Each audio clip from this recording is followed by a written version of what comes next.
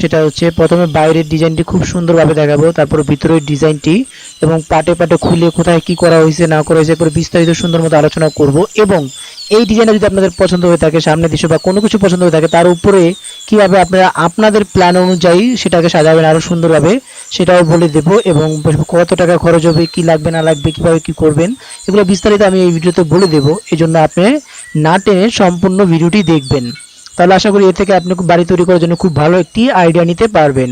তো বাড়ি তৈরি আইডিয়া দেওয়ার জন্য আমার চ্যানেলে অনেক অনেক ভিডিও আপলোড করা আছে, আপনারা ভিডিওটি শেষ করে অবশ্যই আমার চ্যানেলে চলে যেতে পারেন। তো ভিডিওটি না টেনে দেখবেন এই কারণে, এখানে অনেক কিছু আছে যেটা দেখানো সম্ভব না, মুখে বলে দিই, তাই আপনারা না টেনে সম্পূর্ণ ভিডিওটি দেখুন এবং শুনুন। এটা দেখেন, এটা হচ্ছে বাড়ির পিছনের অংশ, পিছনে একটা পুকুর আছে এবং পিছনে বের হওয়ার জন্য একটা দরজাও আছে।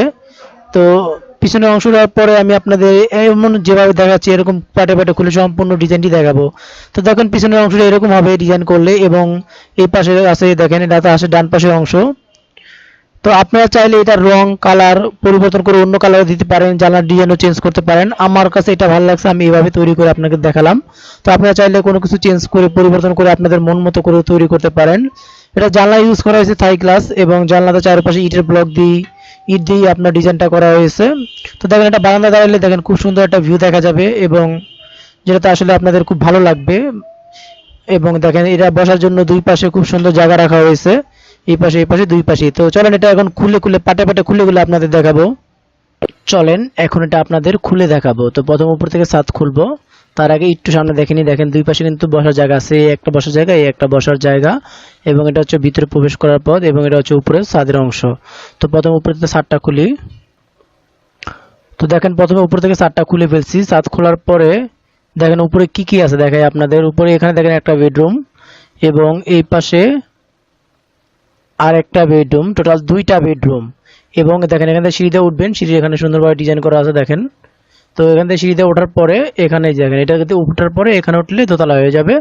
তো দেখেন দুই পাশে এখান দিয়ে এটা জায়গা ঢোকার প্রবেশ পথ, এই রুমে এই রুমের দরজা এটা, এবং এটা হচ্ছে একটা টয়লেট, এটা হচ্ছে কমন টয়লেট।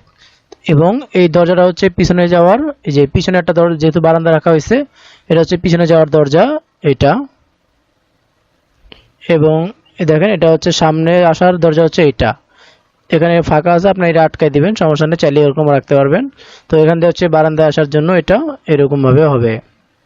তো এটা হচ্ছে উপরের ডিজাইন। এবার নিচেটা দেখাই, তাহলে আপনারা আরো ক্লিয়ার বুঝতে পারবেন। তো দেখেন এটা হচ্ছে নিচের ডিজাইন। তো এখান দিয়ে প্রবেশ করবে, প্রবেশ করার পর দেখেন এখানেও একটু ডিজাইন করে দিয়েছি গেটটা।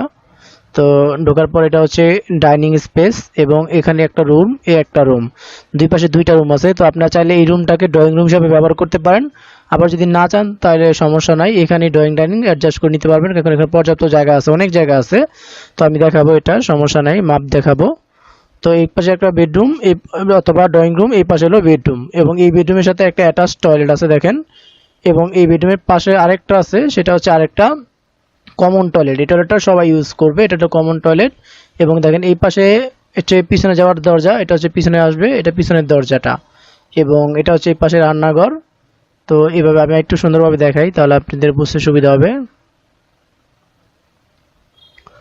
দেখেন এখানে হচ্ছে দুই পাশে দুইটা রুম, এবং যে কোনো একটা রুমকে ড্রয়িং বানাতে পারবেন, আর না চাইলে দুইটাই রুম।